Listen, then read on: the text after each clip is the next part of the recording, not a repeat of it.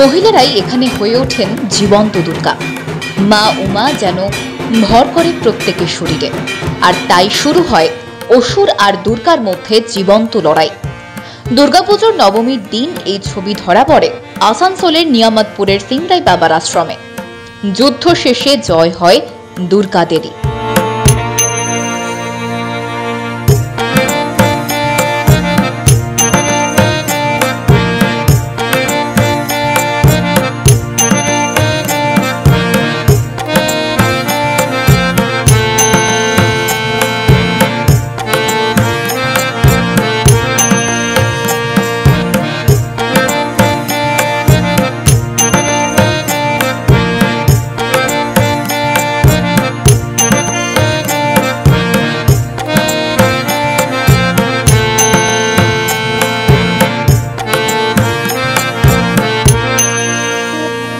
এক অন্য ধরনের দুর্গাপুজো, কোনো সংস্কৃত মন্ত্র উচ্চারণ নয়, আদিবাসী মন্ত্র উচ্চারণেই চলে মাকে আরাধনার পালা।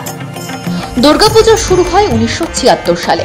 শুরু করেন আদিবাসী ধর্মগুরু সিংরাই মারান্ডি। তিনি নিজেকে ঈশ্বরের প্রতিনিধি বলে মনে করতেন, তাই মন্দির চত্বরে তার মূর্তিও রয়েছে।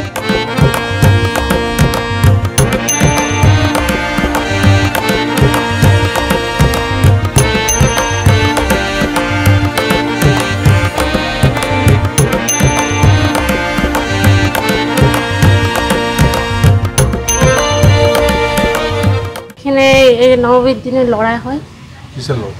এই যে মা বাবা লড়াই করতো, তখন অসুর আর দুর্গা লড়াই করে সেরকম। আমাদের ঠাকুর প্রতি বছরে থাকে, নতুন পুরোনোটা বিসর্জন হয় আর নতুনটা বসানো হয়। মানে এক বছর ঠাকুর ষষ্ঠীর দিনে বিসর্জন হয় সন্ধ্যাবেলা, আর নতুন ঠাকুর বসানো হয়। আমাদের বিধি ফাঁকা থাকে না।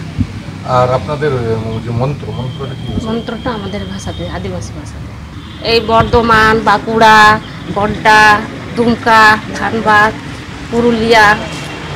পুজোটা কারা শুরু করেছিল? বা এই যে বাবা, এটা আমার বাবা ছিল সিংরাই মারান্ডি। কিভাবে পুজো শুরু করেছিল? মানে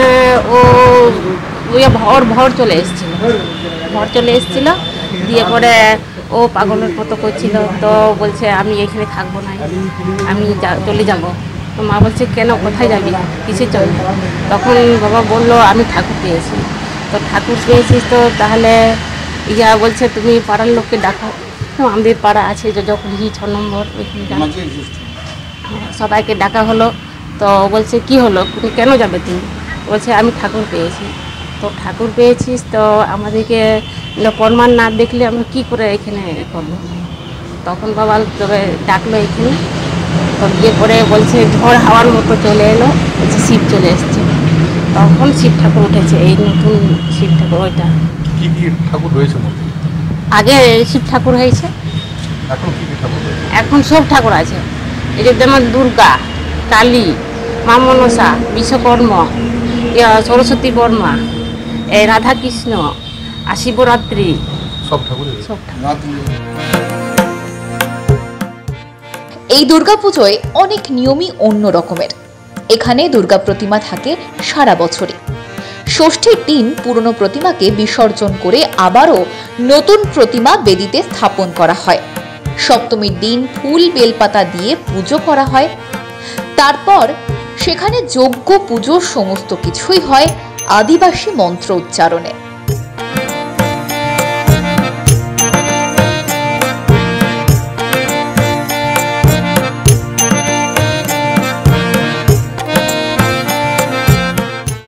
বাবা, কালী পুজো দেখছি মায়ের পায়ে শিকল বাঁধা, লেখা আছে পাতাল কালী। কে করেছিল, কবে করেছিল, কি জন্য করেছিল?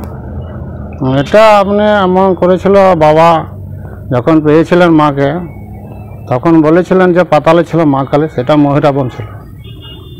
আর মহিরাবণ নাকি আগে পুজো দিত পাতালে। সেই সময় পাতালে অনেক যুগের আগে কথা, পূর্বপুরুষের কথা, তখন ওই যুগে তার পাতালে ছিল। তো যখন পাতালে ছিল মা, তখন তো সবাই চাইছে। তারপরে রাম আর লক্ষ্মণকে নিয়ে গেছিল, তিনি ধরে মহিরাবণ তাদেরকে নিয়ে গেছিল বলি করার জন্য। তো তারা তো জানে না, তারা বলছে তো আমরা তো জানি না প্রণাম করতে, কীভাবে প্রণাম করতাম। তখন সেই হনুমান তাদের প্রাণ ভক্ত ছিল, সেই হনুমান গেল, সেই মায়ের গুনু করে মানুষ মাছি সেজে তার ইয়েতে চলে গেল মায়ের কাছে। মাকে যে এবার মাকে বলছে, এবার তো প্রণাম করতে জানে না, তা আমি কী করবো? বলছে মা তো আমি প্রণাম করতে বলো, ওদেরকে কানে মধ্যে বলে দিচ্ছে, তোমারা বলো আমি প্রণাম করতে জানি না। এরকমকে বলছে, দেখতে যে তো রাজাও একটা অসুরকুল।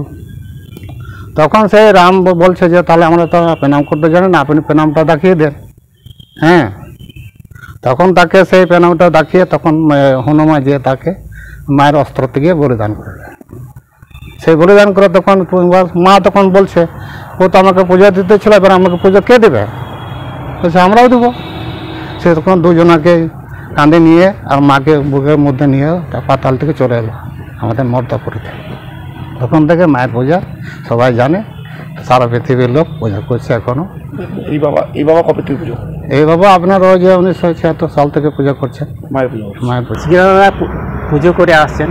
কালী পূজা তো 1976 থেকে পূজা আরম্ভ হয়েছে। আর পূজা কালী পূজা হয়েছে আমি ছোট থেকে, বাবা যখন থেকে পূজায় তখন থেকে আছি আবার দেখেছি। কতজন ভক্তগণ আছে? ভক্ত এখানে থেকে আসে, অনেক দূরে দূরে থেকে আছে।